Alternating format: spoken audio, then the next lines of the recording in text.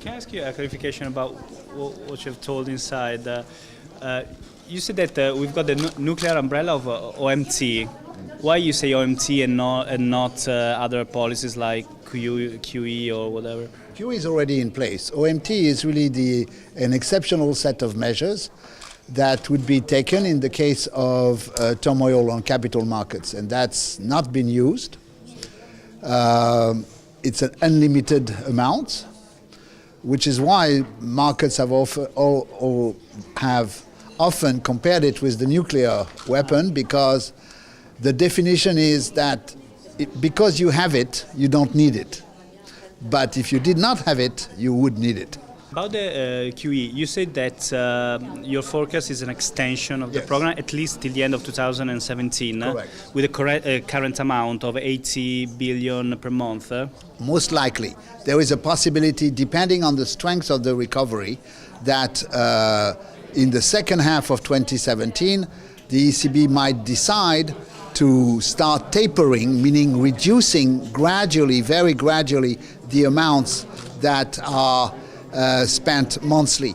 To be honest, what is interesting is that this would partly depend on the strength of the US economy, meaning if indeed we have a very large fiscal stimulus in the US and a much stronger US economy lifting world growth, then that would have a beneficial effect on the Eurozone economy, stronger growth, and therefore less need for QE. Just another question. For this December meeting, which is December 8th, what's your forecast? They will announce already at this meeting that they're going to extend beyond March 2017, or there will be another wait and see? No, I think they will make it a very careful statement that that all options remain open or something like that. I think it is also going to be affected by the results of the Italian referendum and things like that. So, but they don't need to announce so quickly anyway. What is interesting, however, is that they will stress the fact that the universe of eligible bonds has increased. So all the people who were speculating that they would run out of options, that they have to stop QE or slow QE because they don't have anything to buy, is no longer appropriate. So, just to finish, the announcement of a possible extension of the program will be given sometimes very close to the end of the program, like 2000. Yes.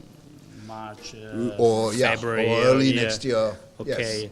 Yes. Don't you think this would create much of uncertainty in the market? Because many were at least like 2 months ago. Many were expecting the announcement of new measure, capital key, whatever, and then suddenly now they can announce that they don't need those new measures anymore.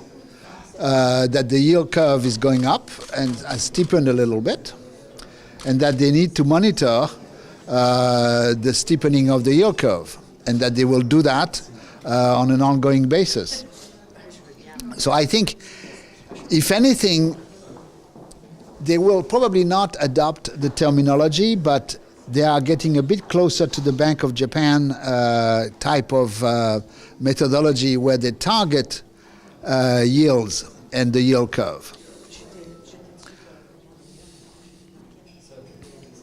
Okay, and sometimes probably during 2017 they might decide to start tapering. Yes, depending on the strength of the Eurozone recovery and also on how inflation expectations are moving. I mean, don't forget, this is the real goal, is to lift inflation expectations. So basically and the weaker euro is a help. So basically your idea is that by December 2017, QE is to zero, basically? Not zero, but started to decline, yes. Yeah. So the latest by the end of 2017, most likely, it will... most likely, yes. Yeah, most likely. But that doesn't mean that they raise interest rates. They keep interest rates still very, very low. Which is your position about the Italian referendum? We really need to look forward to the period after the referendum. I mean, this is concentrating a lot of attention. There are many other issues in the financial sector, in overall growth in the economy. And so, there's not much I can say about the referendum itself because it's totally open. We don't know what will come out of it. As I said in my speech, we have seen a bit of a deterioration in the spreads because markets are a bit concerned what would happen if the no was to win and would there be a political crisis. At the same time, I think the markets are correctly anticipating that in a worst case scenario, the ECB would react very quickly. So we are in a very different situation than in 2010. That is really something that is quite important to keep in mind.